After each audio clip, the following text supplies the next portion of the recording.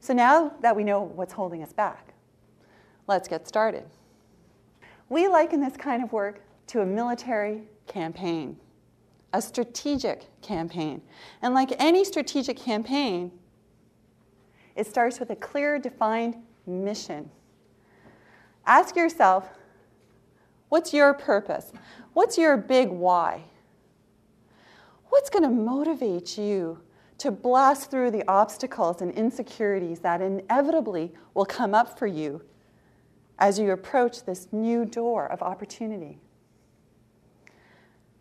Well, I asked myself that question 15 years ago, and the answer I gave was Natasha. It was 1995. I left a brief marriage with two things: my daughter Natasha and a mountain of debt. And I was working as a research analyst at a television station, Canada's third largest station, called City TV. And I wasn't making a lot of money as a research analyst. And I would rush home after work, pick Natasha up from daycare, bring her home, feed her, play with her, put her to bed. And I would sit alone, exhausted at the kitchen table many nights. And I would worry. I would worry about how I was going to pay my bills. And I would worry about how I was going to provide a good life for my daughter, Natasha. So I knew I had to do something fast, and I needed to do it right now. So when a position came available at City TV to earn more money, a sales position, I jumped at the opportunity. And when they handed me my $1 million quota, well, my fear level was here after the divorce. When they handed me my $1 million quota, it went through the roof. But I was grounded in my big why, and that was Natasha. And I got over my fear, and I kept going. But a lot of people feeling that kind of fear might shut down, might turn tail, might go back to something they were comfortable with. But because I had my big why motivating me, I was able to find the answers. So they handed me a few sales tools when they handed me this $1 million quota. We had these 8x10 pictures of our television shows, like Jerry Seinfeld. I had a great picture of Jerry Seinfeld smiling at me. But he wasn't telling me any convincing arguments about how to convince a retailer to take money out of print, radio, and newspapers and try this new thing called television with me. You know, a 30-second spot in television was $25,000. And that was for a rerun of Jerry Seinfeld. But I didn't complain.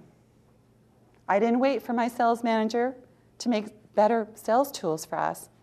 I learned how to wrap a system of support around myself, and I went from a very modest base salary to a six-figure income in the first year that I was with City TV. And I'm going to share with you some of those simple tactics today. So I encourage you to get grounded in your big why. What is your mission? And then once you have your mission, the first step is to take careful aim.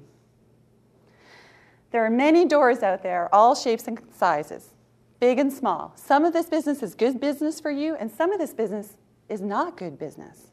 So which doors are you going to aim at? Aiming high can have a dramatic effect on that. Remember, I told you gunpowder business is an accelerant. We believe in aiming for the decision makers who can sign off on budget, who can actually hire you, speaking directly to them. So one time, I was playing golf and I met this client, Avaya, and they asked us, can you book meetings with CIOs? I said, absolutely. So we called all the CIOs of all the Fortune 500 companies that they weren't doing business with, and we booked meetings for them. And before I pass it off to one of my team leaders, I like to test to see if I've bulletproofed my people properly to set them up for success. And we're going to talk about bulletproofing next. But to test it myself, I called the executive assistant of Toyota first. And I told her all the good reasons why Avaya could help them, save them money, do things faster. She loved all these great reasons. She says, let me call you back. I hung up. 2 minutes later, I got a call from the executive assistant of the CIO booking me, my time, with Avaya. So that's the power of aiming high. And when you bulletproof yourself fabulously, it can happen that fast. Not always, but it can. So next step, let's talk about bulletproofing. Bulletproofing is about protecting your self-esteem. I grew up with pretty low self-esteem. When I went into sales, I did everything I possibly could to protect it. And I protect the self-esteem of my people as well by giving them great tools. And the foundation of bulletproofing is knowledge. It's understanding how do you add value to your clients. Put yourself in their seat. Ask yourself, what are they bonused on? What are their risks? What are they rewarded? What are their struggles? What's in their planning this year? Ask those questions and speak to them in that language, their language, not yours, right? That is the key to bulletproofing. Far too often in the marketplace, I see companies hire a magic bullet. A magic bullet is a high-end sales rep who's had tremendous success in the past. And they hire this magic bullet without any support systems in place. And even a magic bullet can go down if they don't have success in the first few weeks of doing a new thing. Does anybody remember riding a two-wheeler for the first time? Did you have any training wheels? You know, those training wheels? I didn't have any training wheels.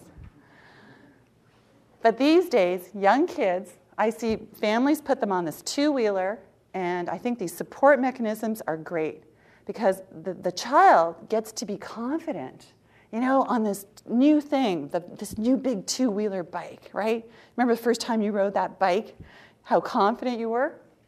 Well, it's the same thing with the sales process, right? These companies hire these magic bullets with no support systems. I'll give you an example. One time I was working with a software company, and they hired two magic bullets, myself and my colleague, we'll call him Fred, okay? And in our first year, I went to 50 Fortune 100 companies, 50. Fred went to 2. What do you think happened to Fred? He wasn't with us the next year. Fred couldn't get to first base. Fred was tremendously successful, and that's the sad part of this story. He had a history of success, but I see it time and time again. Companies, large and small, don't have a system in place to support the new person or this new initiative. And they kind of set you out there and you're on your own. But I had developed a system of support at City TV to survive that position. Large television station. Well, here I was in an entrepreneurial software company doing the same thing. Right? So let me share with you a story of how I wrapped a system of support around one of my executive assistants. I was hired as a U.S. sales manager back in the late 90s, just before the dot-com boom, or in the middle of the dot-com boom. And I was hired to bring on 102 new accounts in 1 year. They budgeted a $10,000 a month travel budget, and they budgeted an executive assistant. They gave me an EA. And these targets were Saks Fifth Avenue, Amazon.com, FTD, Neiman Marcus. Think of a big brand like Tiffany's, and it was on this target list. And I started to think, well, how am I ever going to get to this many targets fast enough? I mean, work from abundance. If you need 102 targets, let's say my closing ratio is really bad and it's 4, 1 in 4. So I've got to meet with 400 clients to make sure I am successful with this 102, right? So it's physically impossible to fly around the country fast enough and do this. So I was looking one day at my lovely executive assistant, and I thought, you know what? I'm going to train you to do my prospecting for me.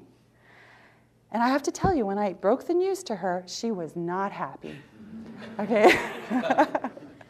She had never done this kind of work before. She was a traditional executive assistant. But I set her up for support, and this is how I did it. I started her off with a great voicemail. You can build an entire relationship with voicemail. But more importantly, no one rejects you on voicemail, right? It's a one-way conversation. So I gave her a great voicemail, and we rehearsed it, and there's 4 key components of a great voicemail. First, you tell them why you're calling. Second, You establish credibility right away. You've got 10 seconds to do this. Okay? The good work you've done for others. Let your clients speak for you. You know, yesterday I ran into Steve in the hall, and I didn't know who he was.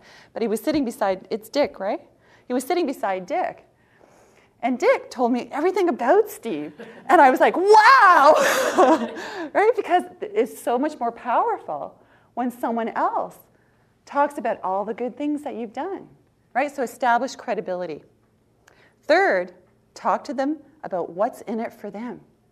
Why should they give up an hour or 2 hours of their time for you? All the good reasons why. And be concise. Talk in their language. And the fourth, the little hinge, is promise to send an email.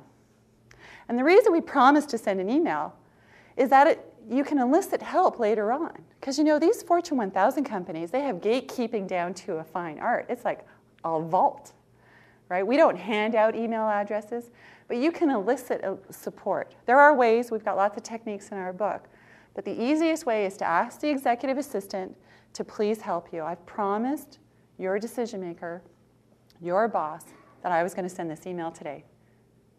Very simple technique. So I armed her with a well-crafted voicemail that was rehearsed, so it didn't sound like a script. She was enthusiastic. As much as she hated it, she was enthusiastic on the phone. She sent that well-crafted email. And then the third one, we had to get ready for this before she ever touched anyone, was the hand-to-hand combat. It's what we call live contact, right? The hardest part about getting these people to book a meeting with you is to get them on the phone. And you get sometimes one shot at this.